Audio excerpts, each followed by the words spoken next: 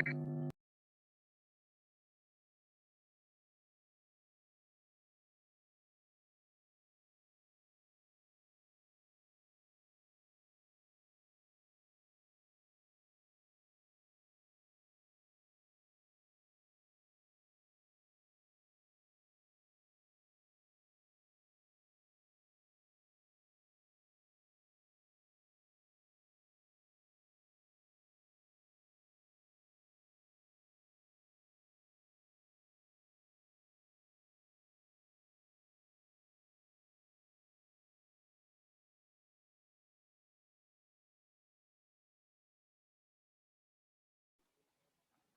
morning, all of you.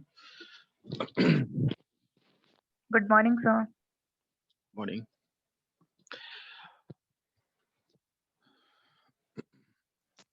तो last class में हम लोग CAPM को डिस्कस कर रहे थे। अच्छा, आज मैं क्लास के बाद सरप्राइज टेस्ट लेने वाला हूँ। तो ऐसा करेंगे, जैसे ये टॉपिक ये फिनिश होता है, ठीक है, अगला कोई टॉपिक स्टार्ट नहीं करेंगे। जैसे ये टॉपिक फिनिश होता है, उसके बाद मैं लिंक इधर मैं शेयर कर दूंगा और गूगल क्लासरूम पर भी शेयर कर दूंगा, दोनों जगह। अगर सपोज आप जूम पर वो लिंक नहीं मिल पाता है, ठीक है, तो आप लोग गूगल क्लासरूम पर जाइएगा, उधर आपको वो लिंक शेयर कर दिया जाएगा, ठीक है।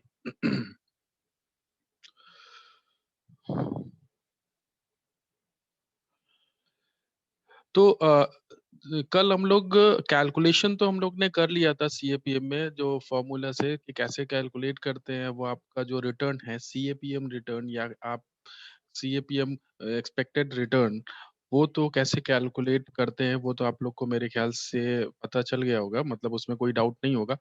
मगर अभी उसको इंटरप्रेट कैसे करना है वो देखते हैं, ठीक है। जैसे कि आपको पता है फॉर्मूला है CAPM का, RF यानी कि risk free rate plus beta into RM यानी market return minus risk free rate.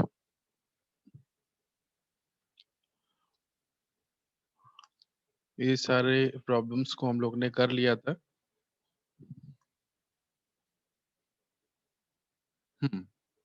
यहाँ पर देखिए बताया गया है कैसे इंटरप्रेट करते हैं। अगर आपको पता करना है कि वो पर्टिकुलर जो स्टॉक है, असेट है, वो ओवर प्राइस्ड है या अंडर प्राइस्ड है, ठीक है, तो आपको कैसे उसको चीज को पता करनी पड़ेगी, वो यहाँ पर देखिए दिया गया है। The CAPM gives the investor the required return on an equity investment based on various input, beta, risk-free rate, and the return on the market। यही तीन इंफॉर्मेशन आपके पास होती है, इसी के बेसिस पे आप लोग पता करते हो CAPM रिटर्न, ठीक है। इसी के बेसिस पे आप कैलकुलेट करते हैं CAPM रिटर्न। तो वही यहाँ पर बता रहे हैं कि आपको आपको बीटा चाहिए होता है, आपको रिस्क फ्री रेट चाहिए होता है और मार्केट रिटर्न चाहिए होता है, जिसके बेसिस पे आप कैलकुलेट करते हैं CAPM रिटर्न या CAPM रिक्वायर्ड रिटर्न बोल सकते हैं, CAPM एक्सपेक्टेड रिटर्न बोल सकते हैं, ठीक है। हाँ, हो सकता है ये सारे टर्म्स आप लोग को देखने को मिले क्वेश्चन में, ठीक है। If the expected return of the security is less than the return required by the CAPM, this security would be overvalued, ठीक है। ये यहाँ पर बोल रहे हैं कि अगर आप देखिए, अगर देखिए कभी कभी क्या होता है क्वेश्चन में, आपको रिटर्न दिया रहेगा, वो एक्सपेक्टेड रिटर्न होगा, वो एक्चुअल रिटर्न भी की तरह दिया जा सकता है, जिससे कि आपको कंपेयर करना है CAPM रिटर्न को, ठीक है, वो क्वेश्चन में दिया जाएगा। तो वहां पर अगर देखो अभी प्रॉब्लम क्या हो रही है ना आप लोग के साथ, ये सारी चीजें एक्सपेक्टेड रिटर्न और ये सारी चीजें हम लोग को पहले पढ़ना चाहिए था, कैसे कैलकुलेशन होता है, तब अगर हम लोग इस पे आते तो ये चैप्टर बहुत आसान लगता है। अभी प्रॉब्लम क्या है, इन्होंने फर्स्ट यूनिट में ही CAPM डाल दिया है और हम लोग को बेसिक जो टॉपिक्स हैं, जैसे कि रिस्क रिटर्न, रिस्क को कैसे कैलकुलेट करना है, रिटर्न को कैसे कैलकुलेट करना है, वो सारी चीजें हम लोग ने की ही नहीं है। तब भी ये सारी प्रॉब्लम हम लोग को फेस करना पड़ रहा है। खैर कोई बात नहीं, अभी हम लेकिन अगर मैं वो सब के लिए जाऊंगा तो प्रॉब्लम ये होगी, फिर हमारा सिलेबस नहीं हो पाएगा पूरा। तो इसीलिए प्रॉब्लम हो रही है। तो खैर अभी आपको इसलिए मैंने ये इस तरह से बना दिया है, इससे आपको आसान हो जाएगा समझने में, ठीक है? आपको क्या करना है, गिवन रिटर्न, अगर गिवन रिटर्न या एक्सपेक्टेड रिटर्न ऑफ सिक्योरिटी जो गिवन है क्वेश्चन में, अगर वो given return is less than CAPM return यानी कि कैलकुलेटेड रिटर्न, तो इसका मतलब ये हुआ कि वो स्टॉक, वो असेट ओवर वैल्यूड है, यानी जितनी वैल्यू होनी चाहिए उससे ज्यादा वैल्यू है, ठीक है? यानी कि कुल मिला के अगर आपका सीएपीएम रिटर्न ज्यादा है तो इसका मतलब कि वो स्टॉक, वो असेट ओवर वैल्यूड है, ठीक है? ओवर वैल्यूड क्या क्या मतलब है? ओवर वैल्यूड का मतलब है कि जितनी वैल्यू उसकी होनी चाहिए उस स्टॉक की, उस असेट की, उससे ज्यादा वैल्यू है। तो यानी कि अगर ओवर वैल्यूड है तो यानी फ्यूचर में क्या चांसेस है? फ्यूचर में चांसेस है कि उसकी वैल्यू कम हो जाए, ठीक है? कोई चीज अगर जरूर जितनी वैल्यू होनी चाहिए उससे ज्यादा अगर वैल्यू होगी तो उस फ्यूचर में चांसेस हैं कि उसकी वैल्यू कम हो जाए, ठीक है? तो मेरा डिसीजन क्या होगा? अगर मेरे पास वो स्टॉक, वो शेयर, वो असेट है तो मैं उसको तुरंत बेच दूंगा, और अगर मुझे बोला जाएगा उसमें उधर उस स्टॉक में इन्वेस्ट करने को तो मैं बिल्कुल भी नहीं जाऊंगा, क्योंकि उसके प्राइजेस मेरे कैलकुलेशन, मेरे एनालिसिस के हिसाब से कम होने वाले हैं। फिर उसी हिसाब से मैं डिसीजन लूंगा, ठीक है? इसके बाद सेकंड पॉइंट क्या है इसमें? If the expected return is greater than required return based on CAPM, ठीक है? अगर आपका सीएपीएम रिटर्न कम है, किससे? एक्सपेक्टेड रिटर्न से या गिवन रिटर्न से, तो उस कंडीशन में आपका जो भी स्टॉक है, जो सिक्योरिटी है, जो जो असेट है, वो अंडर वैल्यूड है, मतलब जितनी वैल्यू होनी चाहिए उतनी उससे कम वैल्यू है। यानी कि इसका मतलब क्या? फ्यूचर में चांसेस हैं कि उस स्टॉक, उस शेयर का, उस असेट का प्राइस बढ़ जाए। तो आप बिल्कुल वो इन्वेस्टमेंट के लिए जाओगे अगर आप उधर इन्वेस्ट करना चाहोगे, क्योंकि फ्यूचर में उसके प्राइसेस बढ़ने वाले हैं। और ये सारी चीजें ऐसा नहीं है कि होगा ही होगा, ठीक है? ये सारी चीजें हम लोग प्रेडिक्ट करते हैं ना कि हाँ, ऐसा होने के चांसेस ज्यादा है। तो वही है, अंडर वैल्यूड है तो उसको बढ़ने के चांसेस, इंक्रीज होने के चांसेस ज्यादा है, तो मैं बिल्कुल उधर उस स्टॉक में इन्वेस्ट करूंगा। अगर मेरे पास ऑलरेडी वो शेयर है तो उसको मैं होल्ड पे रखूंगा, ठीक है? अभी नहीं बेचूंगा उसको,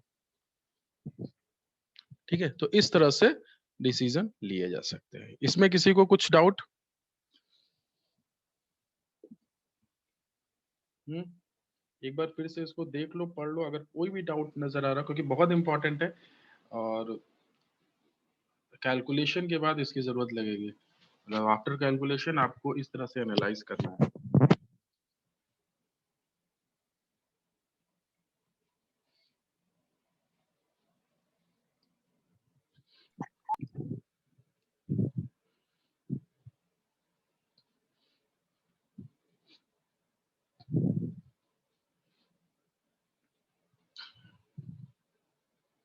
नो सर, नो प्रॉब्लम। नहीं, ठीक है। अच्छा, ये सारी चीजें आप लोग को मैं वैसे अभी मैंने शेयर नहीं कर पाया हूँ ये पीपीटी क्लासरूम पर, ठीक है? ये सारी चीजें मैं शेयर कर दूंगा, ठीक है? तो जो है या तो अगर आपको जैसे तुरंत चाहिए तो आप स्क्रीनशॉट वगैरह ले सकते हो कोई भी कहीं पर भी, ठीक है? वो ऑप्शन भी है अवेलेबल, मगर मगर मैं इसको शेयर कर दूंगा, ठीक है?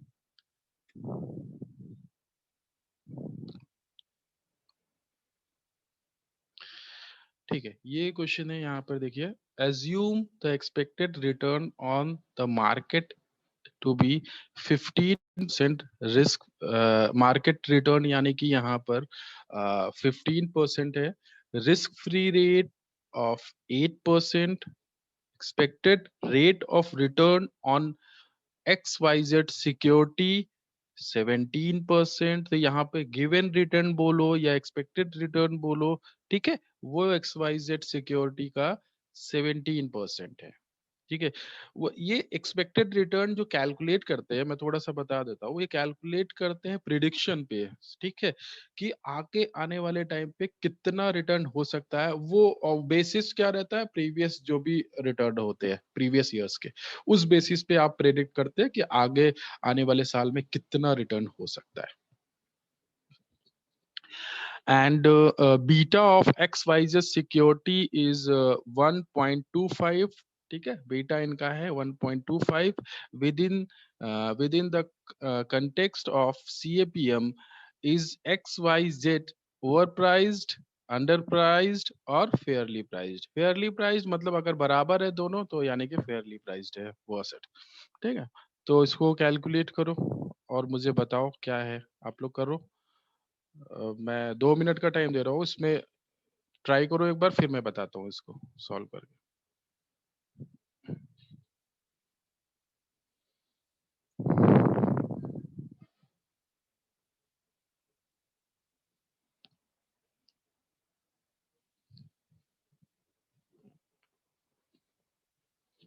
इस टॉपिक में मैं थोड़ा सा ज्यादा टाइम ले रहा हूँ क्योंकि बहुत ज्यादा इम्पोर्टेंट टॉपिक है और इसमें थ्योरी न्यूमेरिकल पूछा जा सकता है, कुछ भी पूछा जा सकता है। आगे के जो मॉडल्स हम लोग के यूनिट 1 में है वो इतने इम्पोर्टेंट नहीं है। दो टॉपिक आपके इस यूनिट के, यूनिट 1 के दो टॉपिक बहुत ज्यादा इम्पोर्टेंट है। एक तो टाइम वैल्यू ऑफ मनी, दूसरा CAPM, capital asset pricing model. बाकी के जो हम लोग मॉडल्स हैं उसमें ज्यादा टाइम नहीं लेंगे। मैं एक दिन में और जितने भी मॉडल्स हैं एक ही दिन में पूरे मैं पढ़ा दूंगा।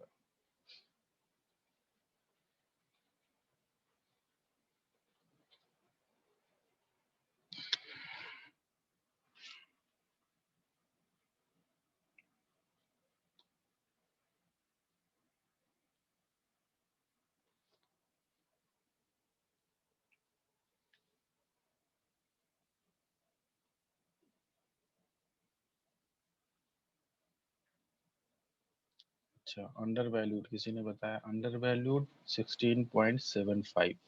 ओके, ठीक है। ठीक है, फिर देखते हैं।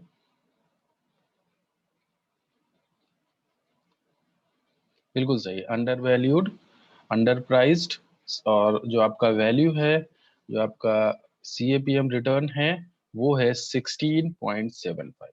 करेक्ट। ठीक है, तो कैसे कैलकुलेशन किया गया है वो तो मैं बहुत बार बता चुका हूँ, उस पे नहीं जाते हैं। ठीक है, उसमें तो मेरे ख्याल से किसी को डाउट भी नहीं होगा। तो बस ये देखते हैं कि भाई जो आपका गिवन रिटर्न है वो है 17%। ठीक है, और जो आपका कैलकुलेटेड रिटर्न है वो है आपका 16.5। यानी कि आपका जो सीएपीएम रिटर्न है वो कम है, CAPM return is less than given return. ठीक है, तो इसका मतलब क्या है, ये आपका जो स्टॉक है अगर सीएपीएम रिटर्न कम है तो इसका मतलब अंडर वैल्यूड है, अंडर प्राइस्ड है। मतलब कि जितना होना चाहिए उतना प्राइस नहीं है। ठीक है, उससे कम है। इसका मतलब कि फ्यूचर में चांसेस है उस प्राइस के बढ़ने के। फिर उसके अकॉर्डिंग फिर मैं डिसीजन लूंगा। ठीक है, मतलब अभी मुझे ऐसा लग रहा है कि जो है प्राइजेस बढ़ने वाले हैं, एक्स वाई जेड जो सिक्योरिटी है उसके प्राइजेस बढ़ने वाले हैं फ्यूचर में, क्योंकि अभी वो अंडर वैल्यूड है। आगे देखते हैं।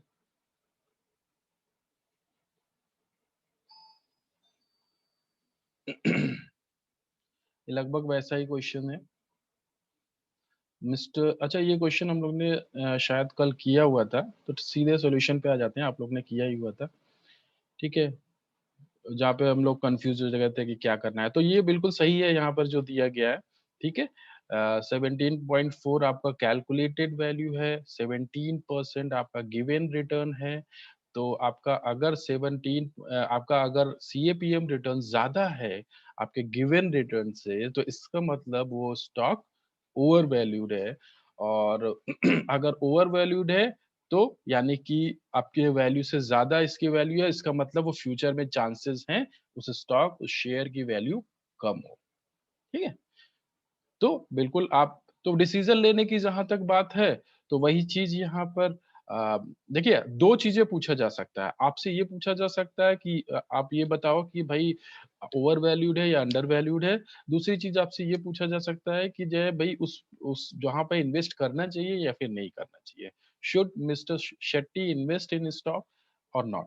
ठीक है, तो अभी अगर ऐसा लग रहा है कि भाई फ्यूचर में प्राइस कम होने वाले हैं, तो बिल्कुल वो नहीं खरीदेगा। He should not by the stock. ठीक है, तो यहाँ पे क्योंकि मैंने ये कैलकुलेट किया कि भाई ये स्टॉक ओवर वैल्यूड है, अपनी वैल्यू से ज़्यादा है, जितनी वैल्यू उसकी होनी चाहिए जो उससे ज़्यादा वैल्यू उसकी दिख रही है, इसका मतलब फ्यूचर में प्राइसेस इसके कम हो सकते हैं।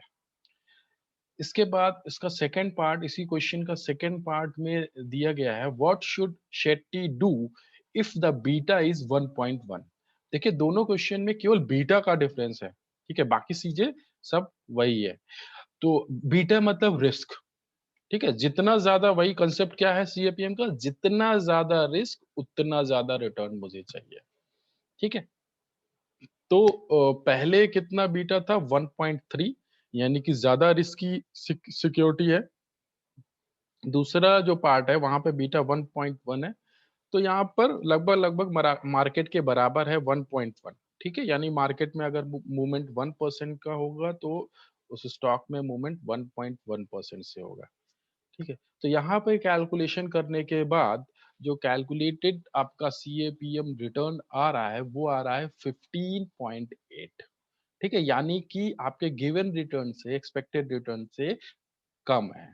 तो इसका मतलब क्या हुआ, अगर गिवन रिटर्न से कम है तो ये अंडर वैल्यूड है, ठीक है, यानी कि यहाँ ये चांसेस हैं इसके फ्यूचर में प्राइसेस बढ़ने के, तो बिल्कुल आप इस स्टॉक को खरीदोगे, ठीक है, क्योंकि इधर रिस्क कम था, इस वजह से आपकी कैलकुलेटेड वैल्यू कम है। कोई डाउट हो तो बताइए।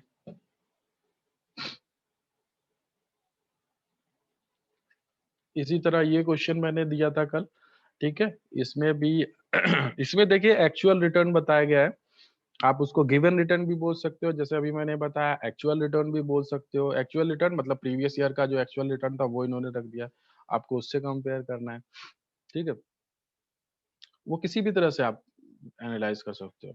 तो यहाँ पे एक्चुअल रिटर्न दिया गया है, बीटा दिया गया है, और जो है स्टैंडर्ड एविएशन, स्टैंडर्ड एविएशन का यहाँ पे कोई रोल नहीं है। स्टैंडर्ड एविएशन से मतलब क्या होता है, टोटल जो रिस्क, ठीक है, खैर उसकी अभी हम लोग बात नहीं करते हैं क्योंकि वो एक अलग अलग ही टॉपिक है, वो आपके सिलेबस में है भी नहीं। अभी हम लोग केवल यहाँ पर हमको केवल बीटा और एक्चुअल रिटर्न से काम है, ठीक है। यहाँ पे देखिए ए कितने सिक्योरिटीज है, A B C D E F, ठीक है, 6 सिक्योरिटीज हैं। और यहाँ पे निफ्टी इंडेक्स है, निफ्टी इंडेक्स का मतलब हुआ मार्केट, ठीक है। तो मार्केट रिटर्न यहाँ पे कितना है, 0.13, मार्केट रिटर्न 0.13, इस तरह से भी दिए जा सकते हैं, डायरेक्ट आपका मार्केट रिटर्न नहीं दिया, इन्होंने निफ्टी का रिटर्न दे दिया। तो निफ्टी मतलब क्या है, निफ्टी आपका रिप्रेजेंट कर रहा है एनएससी को, नेशनल स्टॉक एक्सचेंज, मार्केट को रिप्रेजेंट कर रहा है, ठीक है। निफ्टी जो है आपका इंडेक्स है किसका, नेशनल स्टॉक एक्सचेंज का, तो वो पूरे मार्केट को बता रहा है। तो यानी कि वो अगर वहां पर निफ्टी का रिटर्न मतलब मार्केट का रिटर्न, ठीक है। तो ये कितना है, 0.13, यानी कि 13%। और बीटा आपको पता ही है, हमेशा मार्केट का कितना बीटा होता है, 1। इसी तरह अगर हम लोग ट्रेजरी बिल की बात करें, टी बिल्स, तो ये आपका रिस्क फ्री रेट होता है, मैंने पहले भी बताया था, ट्रेजरी बिल्स हो गए आपका, कहीं कहीं पर ये चीजें अलग अलग टर्म्स ये लोग यूज करते हैं, मतलब अगर आपका ट्रेजरी बिल है या अगर आपका जो बॉन्ड से रिलेटेड जो इंटरेस्ट है, मतलब ऐसा इन्वेस्टमेंट जहां पर रिस्क जीरो है, आपको कोई भी रिस्क नहीं लेना है, जैसे एफडी हो गया, वहां पर क्या होता है, आपको पैसे देने हैं और आपको उस आफ्टर जो भी टर्म जो पूरा होता है उसके बाद आपको वो पहले से बता देते हैं इतने पैसे आपको मिल जाएंगे, ये इंटरेस्ट रेट है, ठीक है। वहां पर मतलब कोई रिस्क नहीं होता कि वहां आपका वैल्यू कम हो गई या आपके जो फंड है उसकी वैल्यू कम होगी, ऐसा कुछ नहीं होता, ठीक है, आपको उतने पैसे मिल जाते हैं। तो ट्रेजरी बिल भी वैसा ही इंस्ट्रूमेंट है जहां पे रिस्क जीरो होगा, जैसे यहाँ पर आप लोग को दिख रहा होगा beta zero and standard aviation भी जीरो है, तो इसका मतलब यहाँ पे रिस्क कुछ भी नहीं इन्वॉल्व है। और कितना रेट कितना है आपका, रिस्क फ्री रेट कितना है, 9%, 0.09, यानी कि 9%। तो ये आपका क्वेश्चन है, इसमें आपका मार्केट रिटर्न भी दिया गया है, मार्केट बीटा भी दिया गया है, ट्रेजरी बिल रिटर्न यानी कि रिस्क फ्री रेट भी दिया गया है, और हर एक इंडिविजुअल स्टॉक का रिटर्न और बीटा दिया गया है। तो अभी ये सारी इंफॉर्मेशन के बेसिस पे आपको इंडिविजुअली हर एक सिक्योरिटी का आपको सीएपीएम रिटर्न कैलकुलेट करना है और बताना है कि वो अंडर प्राइस्ड है या फिर ओवर प्राइस्ड है। ठीक है, वो कैसे पता करेंगे? आपको वो कंपेयर करना है एक्चुअल रिटर्न्स। ठीक है, देखते हैं कैसे। जैसे कि यहाँ पे सिक्योरिटी ए का कैलकुलेशन पूरा यहाँ पर बताया गया है। वही same formula, risk free rate plus beta into market return minus risk free rate. तो यहाँ पे कैलकुलेशन किया गया सिक्योरिटी ए में आपका रिस्क फ्री रेट है 9% यानी कि 0.09 प्लस बीटा आपका है सिक्योरिटी ए में 1.7 इंटू 13% आपका मार्केट रिटर्न है यानी कि 0.13 माइनस रिस्क फ्री रेट 9% यानी कि 0.09। ये कैलकुलेशन करने के बाद जो आपका सीएपीएम रिटर्न आ रहा है वो आ रहा है 0.158।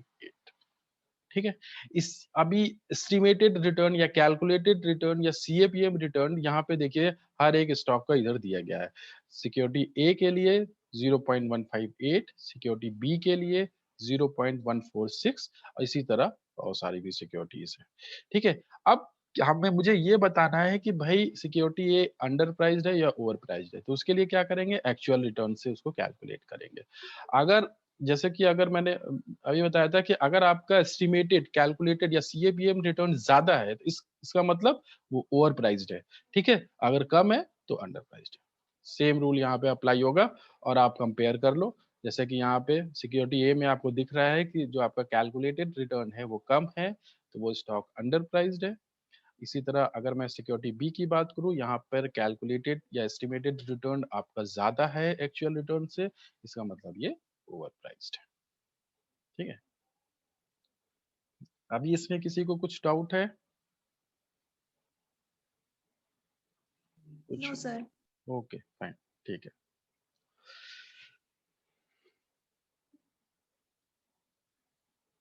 हाँ, अभी इस तरह से भी क्वेश्चंस पूछे जा सकते हैं। इफ सीएपीएम इज वैलिड, देखिए ये सब क्या होते हैं सीएपीएम, ये सब जो मॉडल्स होते हैं, आप इन मॉडल के बेसिस पे आप लोग को डिसीजन लेना होता है। ठीक है, ऐसा नहीं है कि बिल्कुल ये सही है। ठीक है, जैसे कि हम लोग जब जब अगर मैं स्टॉक मार्केट, शेयर मार्केट की बात करूं, वहां पे अलग अलग स्ट्रेटजीज होती है, अलग अलग मॉडल्स होते हैं, अलग अलग थ्योरीज होती है, जिसके बेसिस पे आप लोग डिसीजन लेते हैं कि उधर इन्वेस्ट करना चाहिए या नहीं करना चाहिए। लेकिन वो कभी कोई एक्यूरेट नहीं होगा कि भाई हाँ ये थ्योरी है, ये जो बता रही है, इस हिसाब से अगर मैं इन्वेस्टमेंट करूंगा तो मुझे रिटर्न आएगा ही आएगा। ऐसा कोई मतलब आप जो है श्योरिटी नहीं होता स्टॉक मार्केट में कभी भी। ठीक है, अलग अलग लोगों ने अलग अलग थ्योरी डेवलप कर ली, अलग अलग मॉडल डेवलप कर लिए, तो उससे क्या होता है एनालाइज करने में और मार्केट को एनालाइज करने में थोड़ा सा आसान हो जाता है। बाकी कोई अश्योरेंस नहीं होता कि आपका डिसीजन सही ही होगा, क्योंकि आप फ्यूचर को प्रेडिक्ट कर रहे हो ना। तो फ्यूचर को प्रेडिक्ट मतलब एक्यूरेट आप फ्यूचर को प्रेडिक्ट नहीं कर सकते। ये हो सकता है कि आप उसके करीब हो सकते हो। ठीक है, तो वही चीज यहाँ पर पूछी जा रही है इस क्वेश्चन में, इफ सीएपीएम इज वैलिड। ठीक है, क्योंकि वहां पे अभी डाउट है ना, इसलिए कह रहा है इफ सीएपीएम इज वैलिड, क्योंकि डाउट है, क्योंकि वो कोई आपको अश्योरेंस नहीं देगा कि हाँ सीएपीएम बिल्कुल सही है। आप उसके बेसिस पे डिसीजन लोगे तो आपको प्रॉफिट आएगा ही आएगा। तो if CAPM is valid then discuss which of the following situations are possible. ठीक है, तो ये कह रहा है कि अगर सीएपीएम पूरा जो मॉडल है वो सही है, वैलिड है, तो कौन सा ये सिचुएशन इसमें जो है वो पॉसिबल है। Which of the following situation are possible. ठीक है, कुछ थोड़ा सा आप लोग दिमाग लगाओ कि यहाँ पे कुछ प्रॉब्लम तो नहीं है। मैं 1 मिनट का टाइम दे रहा हूँ, अगर जिसको कुछ भी समझ में आए तो बताओ, वरना फिर मैं बताता हूँ। मतलब अकॉर्डिंग टू सीएपीएम मॉडल यहाँ पे कुछ प्रॉब्लम तो नहीं है, ये आपको बस बताना है। कैलकुलेशन नहीं करना है कुछ, ठीक है, कोई कैलकुलेशन नहीं है, बस आपको देख के ऑब्जर्व करके बताना है सीएपीएम मॉडल है क्या, उस बेसिस जो बेसिक कंसेप्ट मैंने बताया था सीएपीएम का। सर यहाँ पोर्टफोलियो ए में जो ए एसेट है उसका बीटा 1.4 है एंड बी का 1.2 है, तो 1.4 बीटा ज्यादा है तो उसका रिटर्न ज्यादा होना चाहिए। करेक्ट करेक्ट करेक्ट करेक्ट, बिल्कुल सही, बस यही ऑब्जर्व करना। इसका मतलब मैं अभी मान के चल रहा हूँ कि आप लोग का कॉन्सेप्ट मतलब सही है, मतलब अभी आप लोग को पता चलेगा, बिल्कुल यही मैं आंसर चाहता था। यहाँ पर यही है कि भाई बेसिक जो कॉन्सेप्ट है सीएपीएम का, उसमें यही बोला गया है कि जितना मैं रिस्क ले रहा हूँ उतना उसको कॉम्पनसेट करने के लिए वैसा ही मुझे रिटर्न चाहिए। तो यहाँ पर अगर जो आपका पोर्टफोलियो ए है वहां पे अगर बीटा 1.4 है और पोर्टफोलियो बी में बीटा 1.2 है, तो मुझे रिटर्न किधर ज्यादा मिलना चाहिए अकॉर्डिंग टू सीएपीएम? पोर्टफोलियो ए में, ठीक है, क्योंकि वहां पर रिस्क मैं ज्यादा ले रहा हूँ, इसलिए मुझे रिटर्न भी वहां ज्यादा चाहिए। तो अकॉर्डिंग टू सीएपीएम ये बिल्कुल भी अगर हम लोग सीएपीएम को मान के चले तो ये चीजें नहीं सही है, ठीक है। मगर अगर मैं बी को देखूं, पार्ट बी को देखूं, तो यहाँ पर आप लोग को देखिए दिख रहा होगा सिक्योरिटी ए में बीटा 1.5 है, यहाँ पे रिटर्न मुझे ज्यादा दिख रहा है, और सिक्योरिटी बी में बीटा 0.75 है, यहाँ पे रिटर्न मुझे कम दिख रहा है। तो यहाँ मैं मान सकता हूँ ये अकॉर्डिंग टू सीएपीएम है, यहाँ पे उसी कॉन्सेप्ट पे चल रहे हैं, जहाँ पे रिस्क ज्यादा लिया जा रहा है वहां ज्यादा रिटर्न आ रहा है, जहाँ पे रिस्क कम लिया जा रहा है वहां पे कम रिटर्न आ रहा है, ठीक है।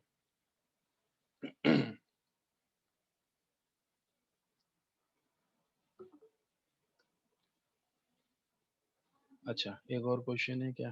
ठीक है। इफ सीएपीएम, अच्छा ये नहीं, ओके ये तो हो गया, ठीक है। हाँ, अच्छा एक और क्वेश्चन है, ठीक है। Peggotty services common stock has a beta 1.15 and it expect to pay a dividend. अच्छा यहाँ पे इन्होंने एक चीज और ऐड कर दी, डिविडेंड, ठीक है। एंड क्योंकि यहाँ पर मेरे ख्याल से अभी ये प्राइस पूछ रहे होंगे, ठीक है, रिटर्न नहीं, प्राइस पूछ रहे होंगे कि अकॉर्डिंग टू सीएपीएम आपको बताना है कि उस पर्टिकुलर स्टॉक का शेयर का प्राइस कितना होना चाहिए, ठीक है, फिर आप उसको एक्चुअल प्राइस से कंपेयर कर सकते हो। तो वो चीज पूछ रहे होंगे, इसलिए इन्होंने रिटर्न दिया, डिविडेंड दिया गया है। Common stock has a beta 1.15 and it expect to pay a dividend of $1 after 1 year। तो ये फ्यूचर को प्रेडिक्ट कर रहा है, फ्यूचर में जो है भाई डिविडेंड वो $1 मिलने वाला है। It's expected dividend growth rate is 6%। जो डिविडेंड ग्रोथ रेट है, डिविडेंड का सभी को आइडिया है व्हाट इज डिविडेंड? डिविडेंड मतलब जब आप इक्विटी शेयर्स या कोई भी शेयर लेते हैं तो आपको डिविडेंड मिलता है, ठीक है। मतलब जो प्राइस, देखो दो दो चीजें जो है आपका रिटर्न होगा अगर आप शे, एक शेयर्स ले रहे हैं, तो दो तरह के रिटर्न होते हैं। एक तो जो प्राइस फ्लक्चुएशन की वजह से, प्राइस मूवमेंट की वजह से जो आपको रिटर्न मिला, सपोज मैंने 100 रुपीज में शेयर लिया, तो 110 अभी करंट प्राइस है, तो 10 रुपए का रिटर्न वो मेरा आ गया। और कंपनी जो है डिविडेंड भी देती है अपने शेयर होल्डर्स को। सपोज 5% उसने डिविडेंड दिया, 5 रुपए डिविडेंड दिया, तो 10 रुपीज आपका जो प्राइस बढ़ा वो प्लस डिविडेंड 5 रुपए, यानी 15 रुपए आपका टोटल रिटर्न हो गया, ठीक है। तो यहाँ केवल डिविडेंड की बात कर रहे हैं कि डिविडेंड जो ग्रोथ रेट है वो 6% है, और फ्यूचर में आने मतलब नेक्स्ट ईयर जो डिविडेंड मिलने वाला है या मिलेगा, जो मैं एक्सपेक्टेशन है वो $1 की है। The risk less rate is currently 12%, यानी कि रिस्क फ्री रेट की बात कर रहे हैं। And expected return on the market is 18%। तो सबसे पहले हमको काम क्या करना है? सबसे देखो, बीटा है, मार्केट रिटर्न है, और रिस्क फ्री रेट है। रिस्क फ्री रेट है आपका 12%, आपका एक्सपेक्टेड मार्केट रिटर्न है 18%, और बीटा है 1.15। तो सबसे पहले हमें सीएपीएम रिटर्न कैलकुलेट करना है, उसके बाद दूसरी चीजें, ठीक है। पहले वो कर लो, वो तो आप लोग को आता ही होगा, कर लो।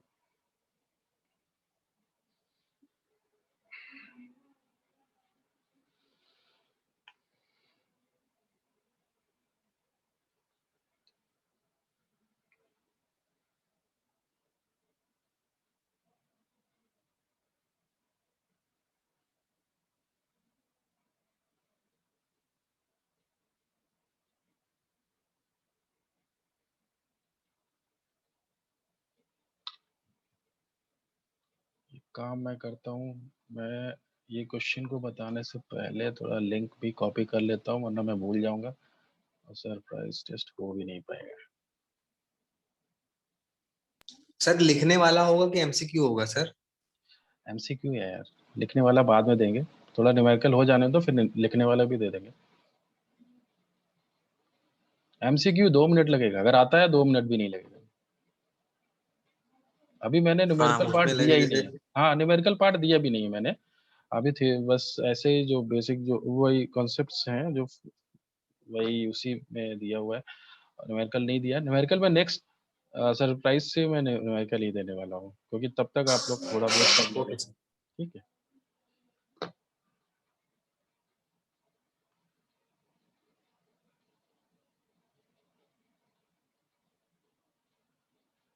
हाँ तो एक सेकेंड।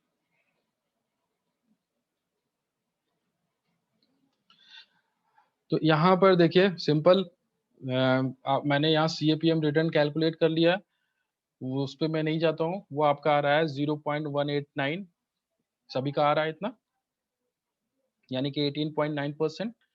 ठीक है। Yes sir. और बस इसके बाद क्या करना है, आपको दूसरा एक फार्मूला अप्लाई करना है प्राइस पता करने के लिए उस स्टॉक का। ये आपका फार्मूला सामने दिख रहा है आपको, dividend divided by return minus growth. ठीक है, ये इस फार्मूले पे आपको जो है लगा देना। आपके पास डिविडेंड भी है, $1 डिविडेंड है आपके पास रिटर्न जो आपने कैलकुलेट किया है वो है, और आपके पास ग्रोथ रेट भी है, ग्रोथ रेट ऑफ डिविडेंड वो भी है।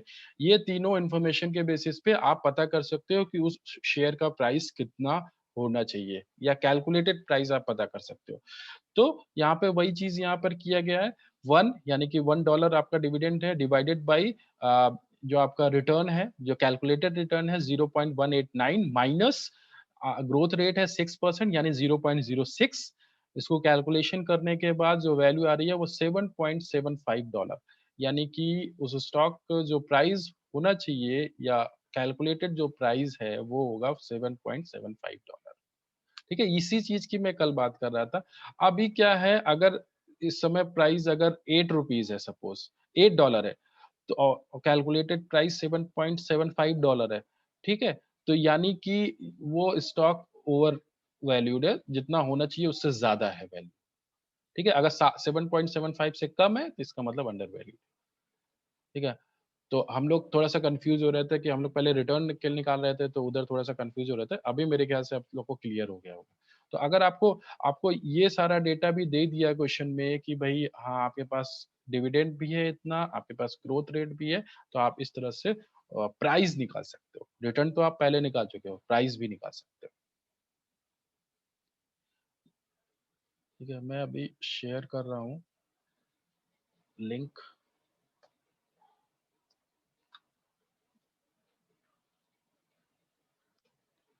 आप लोग इसको अटेम्प्ट करो, और मैं इसको गूगल क्लासरूम पर भी शेयर कर देता हूँ।